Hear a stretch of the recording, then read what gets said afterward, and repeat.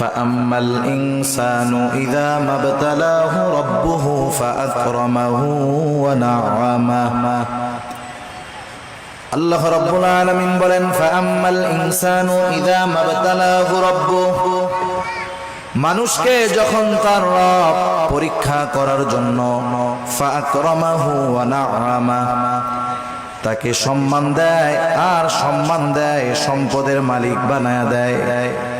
একটু খেয়াল করেন আল্লাহ তাআলা বলতেছেন মানুষকে পরীক্ষা করার জন্য যখন তার রব তাকে সম্মান দেয় সম্পদ দেয় তাকে নিয়ামত প্রদান করে সে নামাজ না পড়ুক রোজা না রাখুক সে মানুষের কাছে বলে বেড়ায় ফায়াকুলু রব্বি আকরামান আমার রব আমাকে সম্মানিত করেছে। আল্লাহ তাআলা বললেন আমি মানুষকে সম্মান সম্পদ নেয়ামত পরীক্ষা করার জন্য দেই আর মানুষ এটাকে পরীক্ষা না মনে করে সে বলে আমার রব আমাকে সম্মানিত করেছেন। প্রথমত একটা জিনিস আমাদের ক্ষেত্রে ক্লিয়ার হওয়ার প্রয়োজন আল্লাহ তাআলা শুধু অভাব কষ্ট দুরবস্থা দিয়ে মানুষের পরীক্ষা নেন বিষয়টা এমন নয়, বরং সম্পদ সম্মান দিয়েও আল্লাহ তাআলা পরীক্ষা নেয়। যদি এমনটা হতো সম্মান সম্পদ মানুষের আল্লাহ তাআলার ভালোবাসার মাপকাঠি, যে যাকে আল্লাহ রাব্বুল আলামিন বেশি ভালোবাসেন তাকে মনে হয় আল্লাহ তাআলা বেশি সম্পদ দেন, বিষয়টা যদি এমন হতো বলেন তো দুনিয়ার মধ্যে আল্লাহ তাআলার সর্বাধিক প্রিয় বান্দাদের তালিকায় কারুনের নামটা হয়ে যাইত।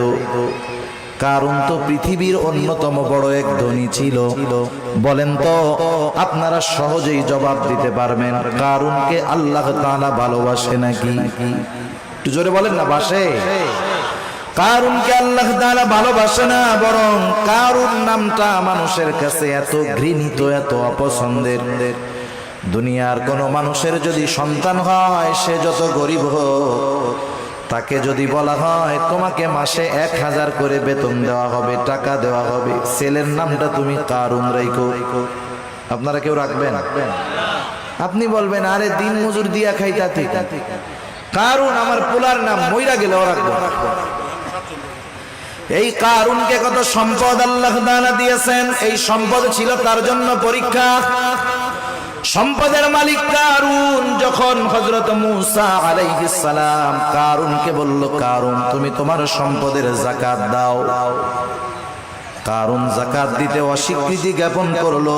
শুধু তাই না, সে মূসা আলাইহিস সালামকে অপমান অপদস্থ করার জন্য অপবাদ দেওয়ার জন্য একজন খারাপ মহিলাকে সে ভাড়া করলো, শিখায় দিল তুমি মানুষের সামনে বলবা মূসা আলাইহিস সালাম আমার সাথে জিনা করেছে অপকর্মে লিপ্ত হয়েছে।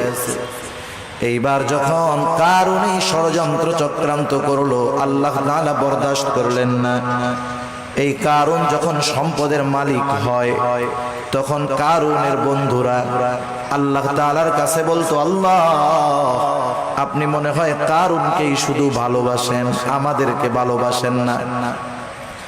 আমাদের সমাজেও এমন আছে 5 বন্ধু একসাথে লেখাপড়া করেছে একসাথে কর্মজীবন শুরু করেছে, একজন অনেক ধনী আর 4 জন গরিব। তারা আফসোস করে আর বলে দেখ আল্লাহ তাআলা ওকে ভালোবাসে, সব নিয়ামত আল্লাহ তাআলা ওকেই দিয়ে দিতেছে। কারুনের বন্ধুরাও বলতো আল্লাহ আপনি মনে হয় কারুনকে বেশি ভালোবাসেন এই জন্য এত সম্পদের মালিক বানায় দিচ্ছেন। কারুন যখন মূসা আলাইহিস সালামের অবাধ্য হলো, মূসা আলাইহিস সালামকে যখন অপবাদ দেওয়ার প্রচেষ্টা করলো আল্লাহ তাআলা কারুনের উপরে গজব দিয়ে দিলেন। কারুন তার সম্পদ সহ জমিনে ডাবতে শুরু করলো। তাফসীরের মধ্যে আসছে এখনো কারুন তার সম্পদ সহ জমিনের মধ্যে ডাবতেছে, কিয়ামত পর্যন্ত ডাবতে থাকবে।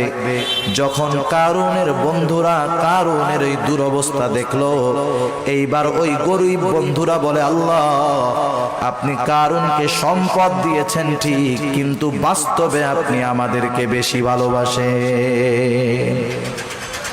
সম্পদ দেখে আমরা মনে করি আল্লাহ তাআলা মনে হয় তারে ভালোবাসে এই জন্য দিচ্ছে, বিষয়টা এমন নয়। কারুন সম্পদ পেয়েছে ঠিক, আল্লাহ তাআলার ভালোবাসা পায় নাই। আবার দুনিয়াতে অনেক মানুষ আছে সামাজিক অবস্থানের দিক দিয়ে তার সম্মান অনেক কম।